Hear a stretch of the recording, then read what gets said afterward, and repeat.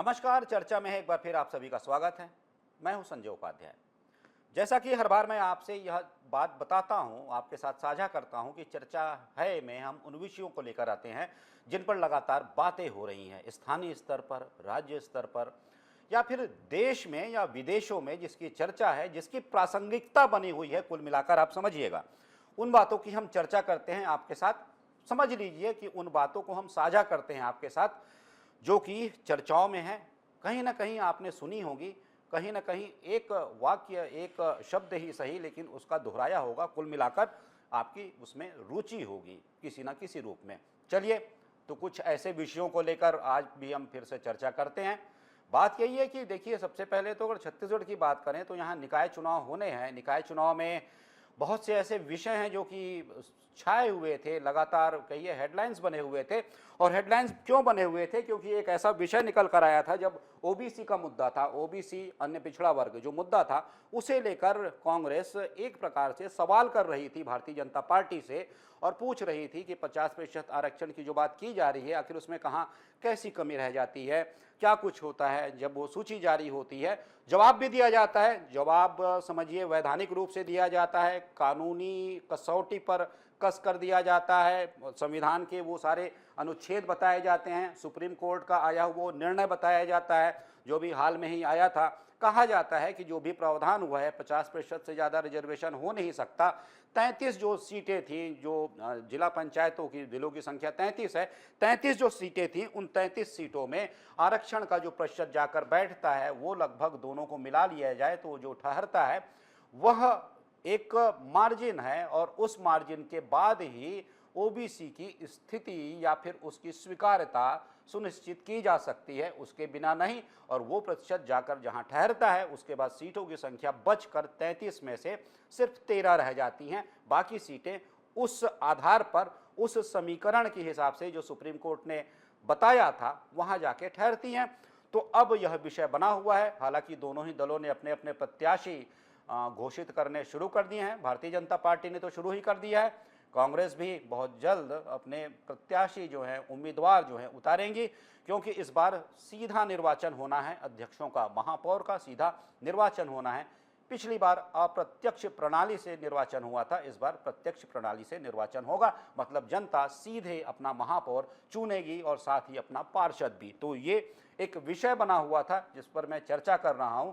अब ये देखना होगा, मैं बात इसलिए कर रहा हूं क्योंकि पिछली बार जब मैं प्रतिशत देखता हूं, कांग्रेस ने कितने प्रतिशत ओबीसी को आरक्षण दिया था, तो वह प्रतिशत करीब 24 के आसपास या फिर उससे दशमलव कुछ बैठता है। अब ऐसे में जो बात की जा रही है, अगर भारतीय जनता पार्टी उससे आगे निकलना चाहती है, दिखाना चाहती है कि हम ओबीसी वर्ग के ज़्यादा हिमायती हैं, हमने जो कहा था हम वो कर रहे हैं कानूनी प्रावधान के भीतर, तब ऐसे में इन बची 13 सीटों में कितने उम्मीदवार ओबीसी वर्ग से भारतीय जनता पार्टी उतारती है। जैसा मैंने पिछली बार भी कहा था, अगर 8 उतारती है तो वो कांग्रेस से आगे निकल जाती है, प्रतिशत के मामले में या आसपास बैठती है। 9 उतारती है तो आगे निकल जाती है, निसंदेह आगे निकल जाती है। 10 उतारती है तो फिर एक तरीके से सब कुछ भारतीय जनता पार्टी के पक्ष में है, सवाल जवाब जो हो रहे हैं। तो इसलिए मैं इसकी चर्चा कर रहा था, जिसकी कि मैं जब भी मैं आप लोगों के साथ बैठता हूँ, राजनेताओं के साथ बैठता हूँ, प्रवक्ताओं के साथ बैठता हूं, कुल मिलाकर राजनीति से जो जो गलियारे हैं वहां जब मैं टहलता हूं, बातें करता हूं, तो ये सब चर्चाएं होती हैं। और जब ये चर्चा राजनीति के गलियारों में होती है तो मानकर चलिए कि ये चर्चा जनता के बीच जाती है और जनता भी इस पर चर्चा करती है, क्योंकि यही जो चर्चाएं होती हैं वो समाचार का रूप लेती हैं। ये एक विषय था।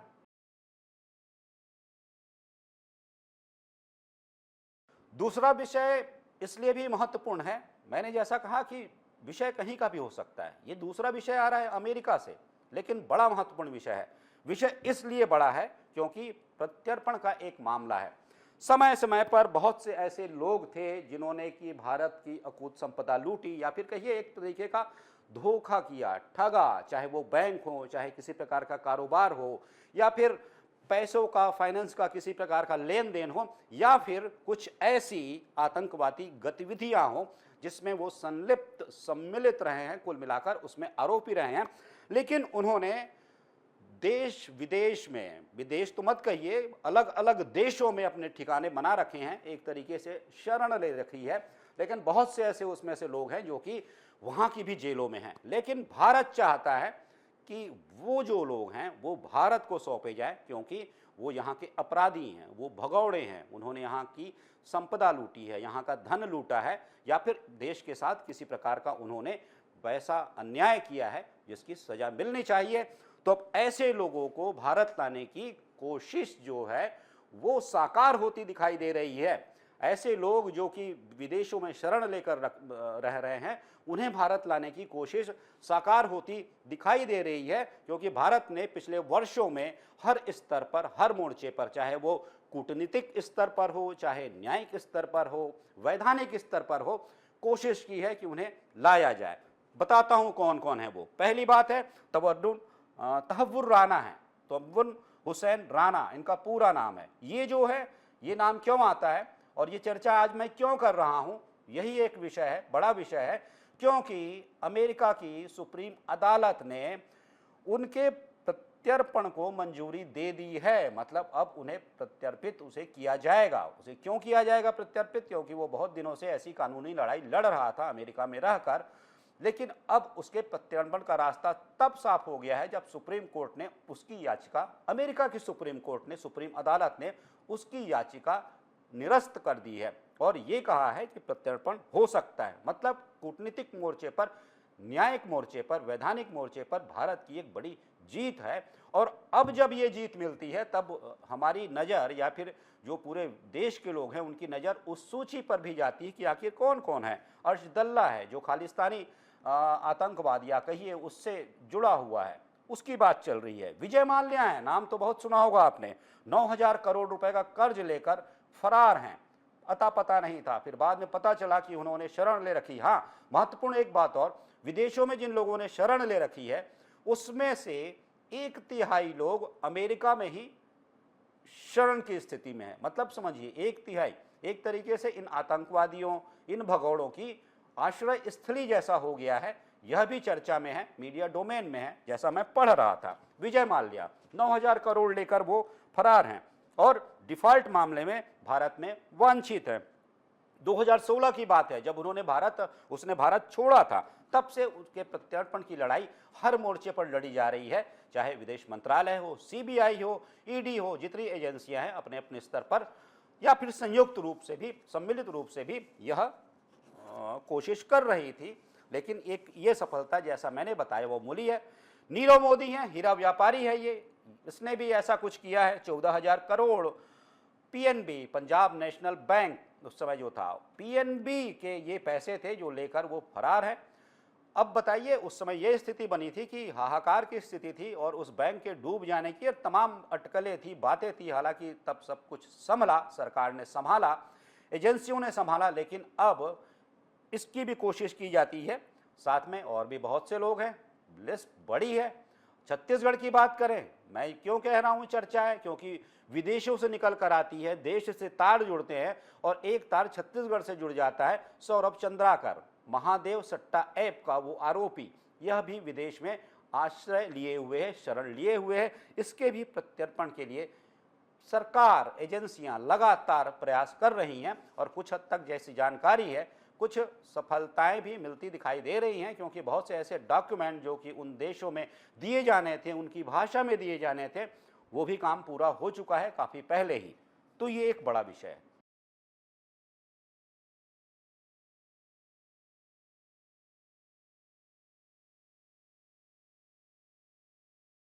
तीसरा विषय मैं लेकर आता हूं जो कि दिल्ली की राजनीति से जुड़ा हुआ है, लेकिन राष्ट्रीय स्तर पर एक परिदृश्य दिखाता है कि आखिर राजनीतिक दलों के बीच जो भूमिकाएं होती हैं, गठबंधन की एक जो स्थिति होती है, वो कैसे किसी के लिए बहुत ही सकारात्मक होती है और किसी को निगलती चली जाती है। कहिए कि अस्तित्व पर बात आ जाती है। कुछ ऐसा ही हुआ है पिछले कुछ वर्षों में कांग्रेस के साथ। कांग्रेस, जहां पर शीला दीक्षित की सरकार हुआ करती थी, लगातार उन्होंने निर्बाध शासन किया था, कहा जाता है उस विकास के नए मापदंड स्थापित किए गए थे। उसके बाद 2013 का अन्ना आंदोलन आता है और उस आंदोलन से निकली एक पार्टी 2013 में चुनाव में उतरती है, आम आदमी पार्टी, आप। जब वह चुनाव में उतरती है तो देखिए होता क्या है दिल्ली में। दिल्ली की बात इसलिए कर रहा हूं क्योंकि आज वहां पर गृह मंत्री अमित शाह थे। उन्होंने बहुत सी बातें कही, बहुत से आरोप लगाए, कहा कि मैंने केजरीवाल जैसा झूठा व्यक्ति कभी नहीं देखा, व्यंग भी कसा, तंज भी किया। कुंभ चल रहा है, महाकुंभ में जाएं, डुबकी लगा लें, शायद पाप धुल जाए। बहुत सी ऐसी बातें हुई। लेकिन मैं जो जिस कोण की, एंगल की बात कर रहा हूं, वो बात दूसरी है। बात यह है कि यहां पर एक पोस्टर जारी किया है आम आदमी पार्टी ने। अभी तक तो आम आदमी पार्टी, जो कि एक दूसरे के सहयोगी थी पिछले चुनाव तक, इस सहयोग का असर क्या था मैं उस पर आने वाला हूं। लेकिन आप जानिए कि जो पोस्टर अभी जारी किया है आम आदमी पार्टी ने, और ये उसमें कहा है कि केजरीवाल की ईमानदारी सभी बेईमान लोगों पर भारी पड़ेगी। केजरीवाल मतलब सिर्फ ईमानदार हैं, और बेईमानों की जो एक सूची नीचे रखी गई है, सूची मत कहिए, फोटो बना के जो डाली गई है उस पोस्टर में, उसमें भारतीय जनता पार्टी, निश्चित भारतीय जनता पार्टी के नेता तो रहेंगे ही, क्योंकि प्रबल प्रत्याशी जो है, कहिए कि मुख्य प्रतिद्वंद्विता तो उन्हीं के साथ मान रही है आम आदमी पार्टी, और ये घोषित भी कर रही है, उनकी फोटो तो है।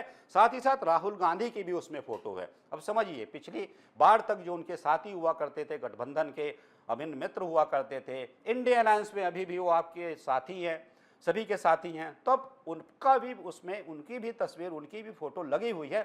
मतलब अब खुलकर बातें हो रही हैं विरोध में। संदीप दीक्षित भी उसमें हैं। तब अब आप समझिए, कुल मिलाकर कटुता या फिर कहिए प्रतिस्पर्धा पूरी तरह से स्पष्ट हो चुकी है कि अब ये पार्टियां खुलकर एक दूसरे के खिलाफ प्रचार भी करेंगी और चुनाव भी लड़ेंगी। संशय की कोई स्थिति बची ही नहीं है कहीं पर भी। लेकिन इसका परिणाम क्या होता है आप देखिए। 2013 की बात करता हूं, जब आम आदमी पार्टी का अन्ना आंदोलन से जन्म हुआ, वो आती है। आने के बाद क्या होता है? आने के बाद ये होता है कि वह पार्टी जो कि 2008 में 40% से ज़्यादा वोटों के साथ 43 सीटें लेकर सरकार में थी, मतलब कांग्रेस, उसकी स्थिति क्या होती है? जब आम आदमी पार्टी आती है तो उसका वोट प्रतिशत 40 से घटकर 24% रह जाता है कांग्रेस का, और सीटों की संख्या 43 से घटकर सीधे 8 आ जाती है। बीजेपी को देखिए, आम आदमी पार्टी के आने से बीजेपी को, हाँ, सत्ता में तो नहीं आई, लेकिन नुकसान वैसा नहीं हुआ कि जैसा कांग्रेस को हुआ। जैसे कोई जड़ से समाप्त कर दिया जाता है, ऐसा नुकसान जो कांग्रेस को हुआ, भारतीय जनता पार्टी को वैसा नुकसान नहीं हुआ। उन चुनाव में भारतीय जनता पार्टी का मत प्रतिशत 3% घटा, लेकिन सीटों की संख्या 8 बढ़ी। मतलब 8 बढ़ी, मतलब समझ जाइए, ये सीटें जो 23 थी बढ़कर 31 हो गई भारतीय जनता पार्टी के। नुकसान किसका हो रहा है? देखते चलिए आप पूरे परिदृश्य में नुकसान हो रहा है कांग्रेस का, जो कि 40 से सीधे 24 पे आ गई। 16% चले गए वोट, बट गए, या फिर आम आदमी पार्टी ले गई, 3% भाजपा का भी ले गई। 15 का चुनाव आता है। 15 के चुनाव में क्या होता है? कांग्रेस वहां पर सीटों के मामले में सफाया हो जाता है, नहीं रहती है 15 में। लेकिन अब 25% जनाधार किसका बढ़ता है? वोट शेयर किसका बढ़ता है? आम आदमी पार्टी का। और 15% कम होता है किसका? कांग्रेस का। अब सोचिए, वो जो पहले 40 थी 2008 में, अब वो आ चुकी है 9.7% के आसपास।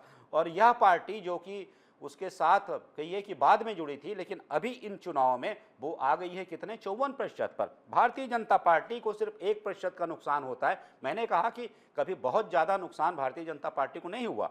2020 की बात करें, कांग्रेस सिर्फ 5% पर रह जाती है वोट शेयर, सिर्फ 5%, और आम आदमी पार्टी समझिए कि 62 सीटों तक पहुंचती है, और 54 जो पिछली बार उसका था प्रतिशत, वह 53 पर आ जाता है। आप देखिए, एक पार्टी का उदय हो रहा है और एक स्थापित पार्टी कैसे रसातल में जा रही है। इस बीच भारतीय जनता पार्टी, सीटें तो नहीं मिल रही हैं, लेकिन वोट शेयर प्रतिशत के हिसाब से अपने आसपास जमी हुई है। मतलब समझिए कि उसका जो वोट शेयर है वहां तक एक तरीके से बना हुआ है। अब यह जो होता है वोट शेयर 38% हो जाता है। आप समझ लीजिए, ये वोट शेयर 38% हो जाता है, लेकिन सीटें 8 ही हैं। अब देखिए, अब अगर ये तीनों पार्टियां अलग अलग चुनाव लड़ती हैं, तो जो वोट लड़ती क्या है? मतलब उस समय होता क्या था? कांग्रेस ने सरेंडर कर दिया था। उसने कहा था कि, एक तरीके से अघोषित रूप से कहा था, हमने भी वो चुनाव देखा था, कि कांग्रेस का जो प्रत्याशी है या फिर जो भी खड़ा होगा, उन्हें भी इस तरीके से देखा गया कि वो नुकसान न पहुंचाए आम आदमी पार्टी को, या फिर कई जगह ऐसी स्थिति भी नहीं थी। तो ये जो वोट था पूरा का पूरा ट्रांसफर हुआ आम आदमी पार्टी के पास, और पूरा जो स्थिति ऐसी बनी कि अब जो एक राजनीतिक प्रतिद्वंदता है, ऐसे में अगर कांग्रेस अपना पूरा जोर लगाती है, अपने खोए हुए वोट, जो बिखरे वोट हैं, वो अगर समेटती है, नुकसान किसका होगा? सीधी सी बात है। मैंने कहा इस पूरी लड़ाई में, इस पूरे महाभारत में भारतीय जनता पार्टी अपनी जगह पर जमी हुई है। 3% इधर, 6% उधर, बस ऐसे ही डोल रही है। और एक पार्टी 40% निकलकर 5% पर आ जाती है, एक पार्टी 28% से निकलकर 54% तक चली जाती है। इन दोनों में खाली लेन देन चल रही है, जो वोटों का शेयर हो रहा है इन दोनों में ज़्यादातर हो रहा है। तब ऐसे में जब ये दोनों दल, आम आदमी पार्टी और कांग्रेस, जो अब मित्र नहीं रहे, घोषित रूप से प्रतिस्पर्धी हो गए हैं, तब नुकसान किसका होगा? निश्चित रूप से जो राजनीति के विशेषज्ञ बताते हैं, हम जो देख रहे थे और मैंने जो विश्लेषण देखा है, किया है, लगता है कि इससे सीधा नुकसान आम आदमी पार्टी का होना है, सीधा फायदा किसे होना है? भारतीय जनता पार्टी को होना है, और सीधा नुकसान किसे होना है? कांग्रेस को होना है। तब ऐसे में देखिए, जब 38% के आसपास अभी भारतीय जनता पार्टी बैठी है, 40% वोट शेयर के साथ 2008 में कांग्रेस ने 43 सीटें जीती थी। अब समझिए कि वोटों की जो ये शेयरिंग वाली बात है, तो 40% के ऊपर या फिर उसके पार जाने के बाद इन सीटों की संख्या में तेजी से वृद्धि होती है। ये सारे कैलकुलेशंस बता रहे हैं। तो यह सब कुछ है दिल्ली का समीकरण। लेकिन अब देखना है कि आने वाले दिनों में जो मतदाता है वो कैसा जनादेश देता है, क्योंकि वह सब कुछ देख रहा है। दलों की प्रतिस्पर्धा भी, दलों की बयानबाजी भी, और दलों के बीच पुरानी मित्रता, नई शत्रुता, नई राजनीतिक प्रतिद्वंदता भी। बात यह भी है कि एनडी अलायंस पर इस प्रतिद्वंदता का कैसा असर पड़ेगा आने वाले दिनों में, क्योंकि बहुत बार खुद आम आदमी पार्टी के नेता कह चुके हैं कि कांग्रेस ने जैसा हरियाणा में किया, महाराष्ट्र में किया, जैसी बातें थी कि उसे एनडी से अलग किया जाए। ठीक है, राजनीति है, बयान आते रहते हैं, चर्चाएं होती रहती हैं, लेकिन अब देखना है कि यह सब कुछ कहां जाकर बैठता है, क्योंकि इस पूरे सियासी खेल का असर राष्ट्रीय स्तर पर भी सीधे रूप से पड़ेगा। क्योंकि अगर यहां पर कांग्रेस हारती है तो लगातार ये तीसरी पराजय होगी। सब कुछ मत कहिए, लेकिन बहुत कुछ इस पर निर्भर करता है। तब ये सब कुछ विषय थे जिस पर मैंने बात की आपसे, कोशिश की कि इन चर्चाओं का मूल भी हम समझ सकें, उन पर भी हम बातें कर सकें। अन्य भी विषय होंगे जिन्हें लेकर आऊँगा, आपके साथ चर्चा करूँगा, बातें करूँगा, साझा करेंगे एक दूसरे से। तब तक दीजिए आज्ञा। नमस्कार।